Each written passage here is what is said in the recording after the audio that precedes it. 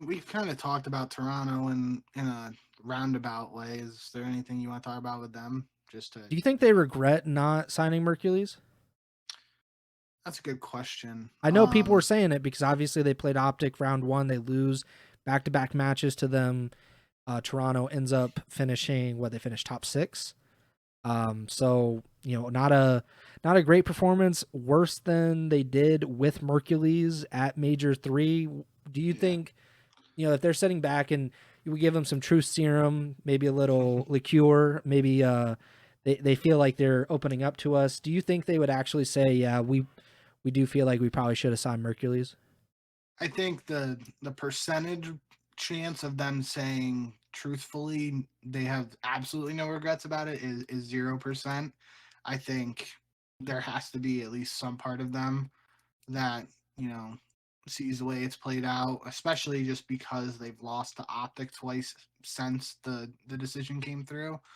Um, from a like organizational standpoint, in terms of like overactive media and Toronto Ultra, whatever, I can't give an honest answer there just because we don't know that whole. I outlined it at that time. We don't know the contract situation. We don't know if there Yeah. was any buyout involved for Optic. Like if Optic had to give Toronto any amount of money, that might like lessen the blow of these losses a little bit. But at the end of the day, I think I saw a clip of Aches talking about it on the flank, and it's kind of like paraphrasing here, but it was basically like you had the the potential to make just a very easy roster decision in terms of like the team played really well with Mercules. If they decided to keep him in the roster and keep Beans on the bench, I don't think a lot of people would have questioned it just because of what we saw at Major Three. And it's not like I like Beans. I think he's a funny guy. I think he's played pretty well this year, but it's not like it's not like Scump had visa issues and Mercules is replacing Scump, right? Like it's not like a face of the franchise player being even if it was Joe Deceives or Kleenex, like it's not like Yeah.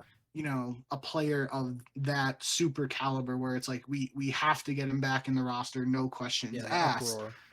I think it's just the only part of this that, again, from an organizational standpoint, that really is outside of like any potential money exchanging hands either, is just the way Toronto in particular has conducted business over these last few off seasons, where they allow the players to explore their options and stuff. It's not likely that Toronto was like looking at Mercules as this like potential building block for future rosters. I could be completely off in saying that, but just again, based on them letting guys like Insight and Kleenex continually being restricted free agents, testing the market, and then coming back, it's most likely that they weren't like thinking ahead when they were considering the roster move and thinking like, okay, Mercules can be on our roster for the next 2 years, basically. Um,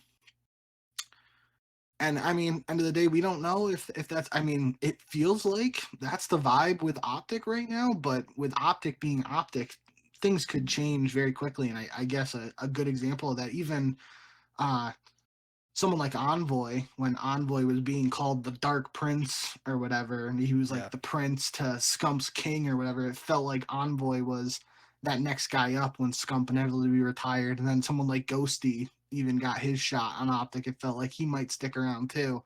Um, so I don't really know what the future holds for Mercules. It feels like to me, I mean, again, I've said it every time we've talked about Optics roster this year.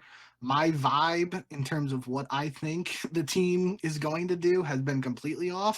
Mm-hmm. But for whatever reason, it feels like for me, like Mercules could be a part of Optic beyond this season. And I think that's pretty cool, especially just given his whole story, how this came to be. Like, literally, like if Beans doesn't have visa issues, this kid's most likely not even in the CDL right now, let alone on Optic.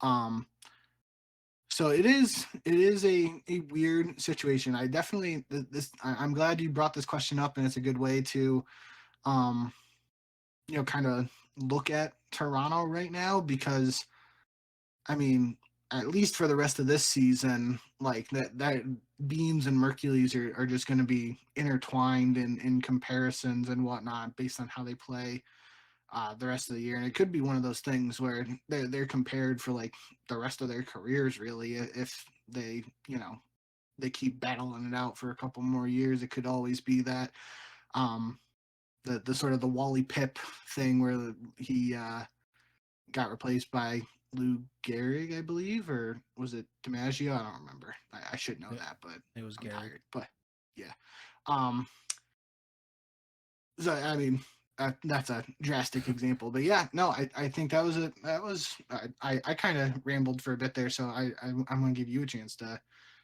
answer your own question. I just love that you said Wally Pip when I was thinking of Luca and Trey Young, like because that really shows like where our focuses are. I was actually trying to think of a traditional sports example, and I know this is like a really extreme example, but like when Brady came in for Drew Bledsoe, and obviously Drew Sure. Bledsoe Yeah. was injured, like there was that like the old traditional person would say you can't lose your starting spot due to injury. And in kind of a similar vein, it would suck for Beans and it would be like quote unquote unfair for Beans to lose Definitely. his starting spot because of something he did not have any control over. This was not his individual play. This was him not being able to get into the country. So that is a completely different thing.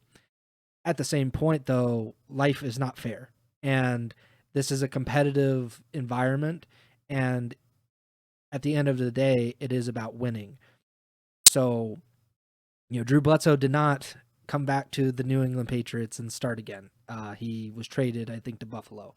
And, that's no offense to Drew Bledsoe, was a good quarterback. Jimmy Garoppolo, he gets hurt. Brock Purdy, Mr. Irrelevant, comes in. He has people are like, what the hell is this guy doing? And that's, the rest is history. Now he's getting paid $255 million. $50 million a year for the next 5. I don't know if Mercules is getting that contract, but I'm sure the optic paychecks are nice.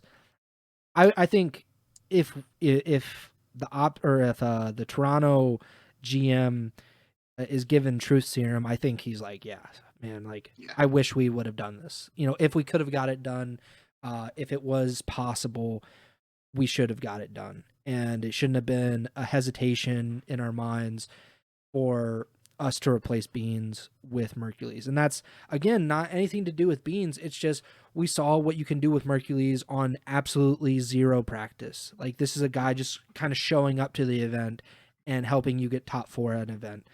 I think we should also note, like, they finished top 6 at this event, but they beat Carolina in Game 5. Carolina has been atrocious over the past month and a half, and they beat LAG, who they won one at least land match this season, maybe 2 land matches this season. They're not much better than Vegas.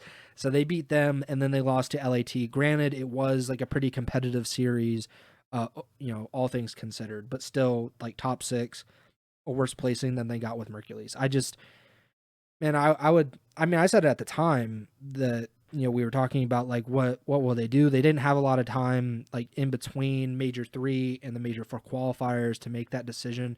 I wonder if that had anything to do with it as well. Like if they had another week or two, does anything change for Toronto, or do they always stick with Beans? I don't know. I would have done it. I think you would have done it, or we were definitely, if we were running the Ultra, we would have been throwing the bags, probably literally and figuratively, at Mercules to keep him. It didn't work out. I think it's, probably going to doom them in terms of like being a contender, because I think with Mercules, they probably could have contended for a championship this season. I don't really see that at champs this year. But who knows? It's a weird world we live in. But yeah, Toronto finishes top 6 here. They finished, I think, 3rd in the standings, if I'm not mistaken, in the final standings, because they were really consistent all year round, which was probably the argument to keep Beans in general was, hey, like we've done pretty well on land. We've done pretty well online. They had a 65% win percentage this season, 3rd highest in the league, 57% map win percentage. They paced Vancouver for third place by 40 points. It wasn't particularly close. They have been pretty competitive with LAT and Atlanta at various points in the season. They reached 30 wins this season, so there's a lot of positives. But really what it comes down to is kind of like how high is your ceiling, and do you believe you can win a championship at the end of the season? We'll see how that works out.